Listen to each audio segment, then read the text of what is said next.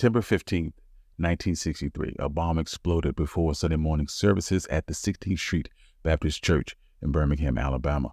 Four Black girls were killed and many others were injured. The outrage following the incident and the clash between protesters and police helped draw attention to the civil rights struggle. And if you like stories like this, you can find more stories like this at OneMikeHistory.com. Also, if you like to support the channel, you can do some on Buy Me Coffee on the Patreon page in the description below. Give us 5 stars on Apple Podcasts and support the YouTube channel. But without further ado, let's get started. Founded in 1873, the 16th Street Baptist Church quickly evolved into a place of worship and a significant hub for African-American social and cultural activities. During this climax of the civil rights movement during the 60s, this church often served as a space for leaders like Martin Luther King, Ralph Abernathy, and Fred Shuttlesworth, and a meeting place for rallies. However, during the 60s, Birmingham was known as Birmingham, and it was a stronghold for the Ku Klux Klan, bearing some gruesome history of racially motivated bombings and violence. The city was a perfect representation of the era's cultural racism and segregation, with Jim Crow laws ensuring the disparity and discrimination of African Americans. These injustices found its way to every corner of daily life, from housing to transportation to education and employment. African Americans in the community were not only systematically marginalized, but often the subject of violent bigotry. The local law enforcement often ignored these racial injustices or even participated in this cycle of violence. In 1963, the Southern Christian Leadership Conference and the Congress for Racial Equality began a campaign to desegregate the city. It was known as Project C for Confrontation. It would later be known as the Birmingham Campaign. This included a series of protests and boycotts, with the 16th Street Baptist Church serving as a meeting place for civil rights leaders. On May 2nd, 1963, over 1,000 students marched on downtown Birmingham to discuss racial segregation with the mayor. As a result of the demonstrations, the mayor agreed to integrate public facilities, including schools, within 90 days. This agreement was met with fierce resistance from Birmingham's white residents. In the days after the September 4th integration, 3 bombs were set off in the city, and additionally, other violent acts were reported. The Ku Klux Klan were very vocal of their criticism of the lack of action taken to block school integration. Because the 16th Street Baptist Church had long been a religious center for Montgomery's African-American population and a meeting place for civil rights organizers, it was seen as a symbol of the civil rights movement, making it an obvious target. Before the bombing, the Ku Klux Klan had routinely made bomb threats to disrupt civil rights gatherings and services at the church. So, September 15th, 1963, at least 15 sticks of dynamite with a time delay were planted near the 16th Street Baptist Church, and at 10:22 a.m., an anonymous caller alerted the church, and less than a minute later, a bomb was exploded. 5 children were in the basement at the time, changing into choir robes. The explosion left a hole 7 feet in diameter in the back wall of the church and a crater 5 feet wide and 2 feet deep in the basement. Windows up to 2 blocks away were damaged, and all of the stained glass in the church destroyed. When news of the bombing spread, hundreds of people gathered around the church to search for survivors. 4 Black girls, Addie Mae Collins, Carol Denise McNair, Carol Rosamond Robertson, and Cynthia Dion Wesley, were killed in the attack, with Sarah Collins, Annie Mae's sister, being blinded in one eye. Up to 14 to 22 other people were also injured in the attack. The situation in Birmingham quickly became volatile after the bombing, with Black and white youths clashing against each other, throwing objects, shouting insults, and local police and the governor of Alabama, George Wallace, responded by sending extra forces to help with the unrest. The Birmingham City Council, worried about the safety of the city, met to come up with a solution, but it declined to put in place a curfew. Within 24 hours of the bombing, at least 5 businesses and numerous cars were firebombed, with many cars being pelted with rocks from rioters. 2 African-American teens, Johnny Robinson and Virgil Ware, were killed within 7 hours of the 16th Street Church bombing. Robinson, who was 16 years old, was shot in the back while running away from a police officer who had allegedly given him the order to stop. It was believed that the police were responding to reports of African-American youths throwing rocks at cars driven by white people. Where a 13-year-old was shot in the chest and cheek with a revolver in a suburban neighborhood 15 miles away from the city. The 16-year-old white teenager by the name of Larry Sims fired the gun given to him by another youth, Michael Farley. Farley and Sims had been returning from a rally against integration and had denounced the church bombing. Sims fired 2 shots at Ware and his brother, who was sitting on the handlebars of a bicycle. Farley and Sims will later be convicted of second-degree manslaughter, but the judge suspended their sentence and gave them 2 years of probation instead. Civil rights activists in the city blamed the tragic church bombing on the inflammatory rhetoric of Governor George Wallace, who just 1 week prior, Wallace was quoted in an interview with the New York Times as claiming that Alabama needed some first-class funerals to prevent racial integration.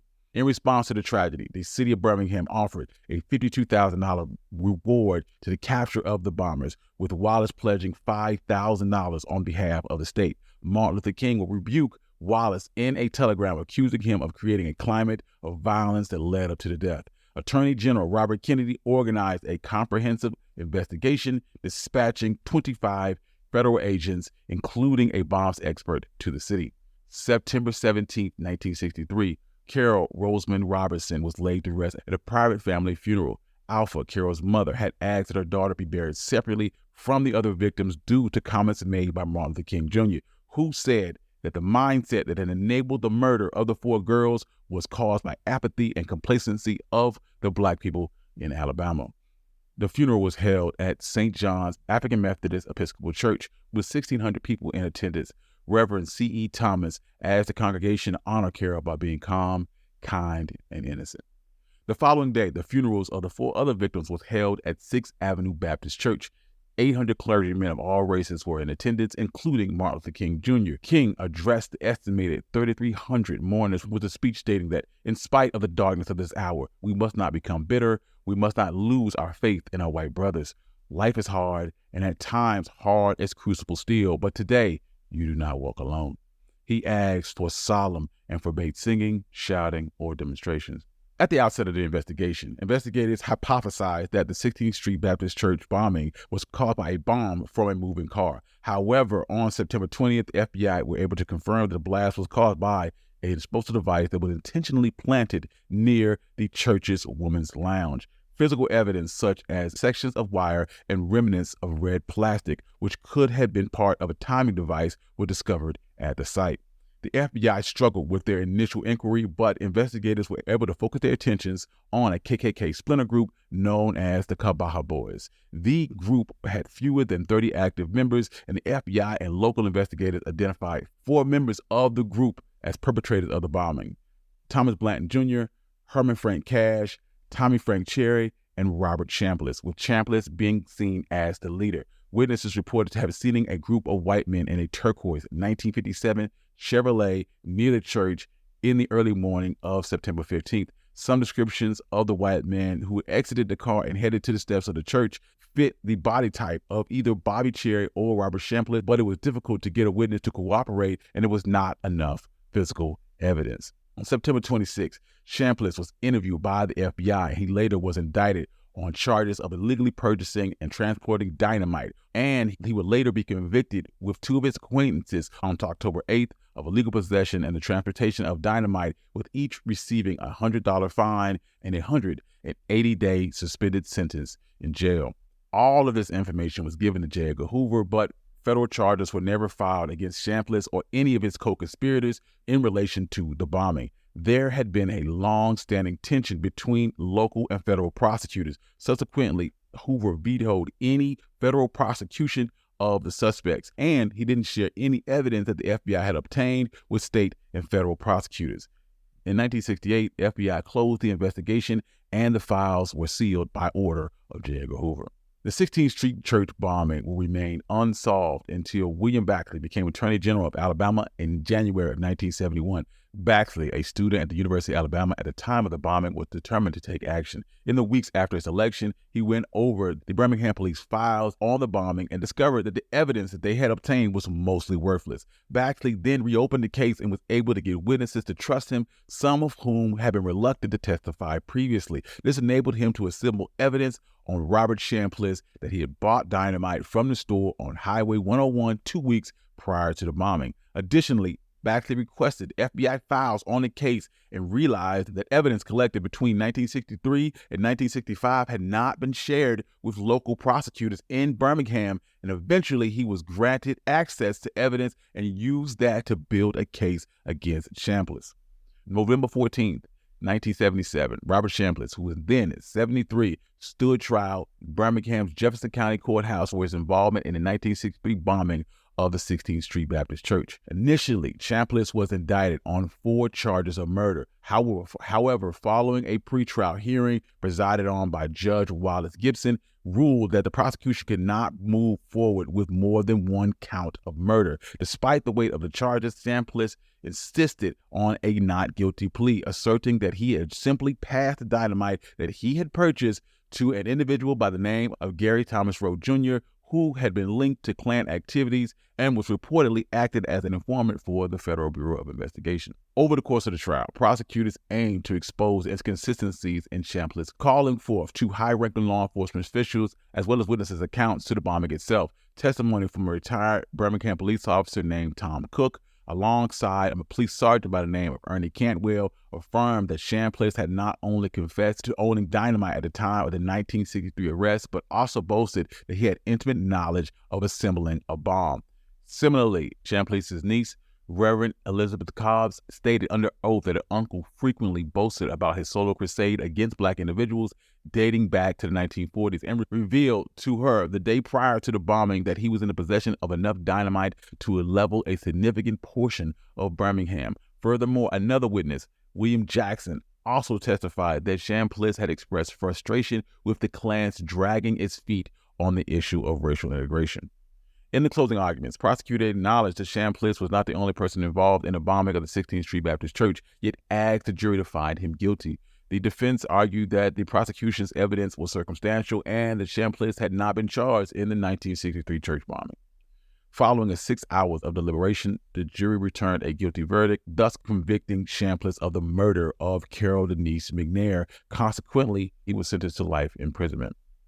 Chambliss appealed his conviction, but was ultimately rejected and died in 1985. 2 of the 4 suspects, Thomas Blanton and Bobby Cherry, were still alive and were arrested and charged with 8 counts each of first-degree murder and universal malice. Cherry and Blanton were eventually brought to trial. Blanton was convicted in 2001 and sentenced to life in prison, where he died of unspecified causes in June 26 of 2020. Cherry was convicted in 2001 and also sentenced to life in prison, where he died of cancer in 2004. While Blanton and Cherry denied any involvement in the bombing of the 16th Street Baptist Church, Robert Chambliss maintained until his death that Gary Rowe Thomas Jr. was responsible. Rowe was encouraged to join the Ku Klux Klan in 1960 and was paid as an FBI informant from 1961 to 1965. During this period, he took part in multiple violent acts against both African Americans and white civil rights activists, later admitting to shooting and killing an unidentified Black man and being an accessory to another murder. A closer look into the investigator's file revealed that Rowe was unsuccessful in passing 2 polygraph tests regarding his role in the bombing. This led to some FBI agents presuming his guilt. Prosecutors initially planned to bring him as a witness in the Chambliss trial, but the district attorney decided not to after uncovering the outcome of the polygraph test. While Rowe was never officially implicated by the FBI in the conspiracy, the deceptive polygraph test stirred the possibility that Chambliss's allegations did hold some truth. Nonetheless, a 1979 investigation cleared Rowe of any involvement in the 16th Street church bombing. In the aftermath, the lasting impact of the 16th Street church bombing was far-reaching and profound, notably affecting the trajectory of the civil rights movement. In the immediate aftermath of the tragedy, the nation watched the stark reality of racial hatred laid bare for everybody to see. The explosion conducted by members of an offshoot of the Ku Klux Klan was a brazen act of domestic terrorism that was designed to instill fear, but instead it sparked an outrage and galvanized support for civil rights legislation. Prior to the bombing, many white Americans were unconvinced about the severity of racial violence in the South. However, graphic images of the church's destructive aftermath and the innocent lives that were lost hit a nerve nationwide. The bombing served as a grim wake-up call, forcing people and political leaders to confront the harsh realities that African Americans were experiencing. remembrance of the events and the victims over the past century have fortified its legacy. The four little black girls, Denise McNair, Kira Robertson, Annie Mae Collins, and Cynthia Wesley, have become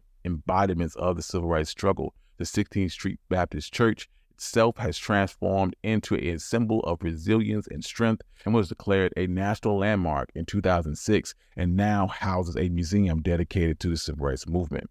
The city of Birmingham memorialized the incident, serving as a tool for collective healing and promoting a shared understanding of its past. A large statue of Martin Luther King alongside a memorial of the four little black girls and the other victims of racial violence were erected in Kelly Ingram Park across the street from the church. These monuments became a powerful reminder to Birmingham's turbulent history and its journey to become a more inclusive city. Thank you. I'm your host, Country Boy. This has been One Mic History. If you like stories like this, you can find more stories like this on OneMicHistory.com. Also, if you like to support the channel, you can do so. Buy me coffee, Patreon page in the description below. Give us 5 stars on Apple Podcasts and support the YouTube channel. Peace.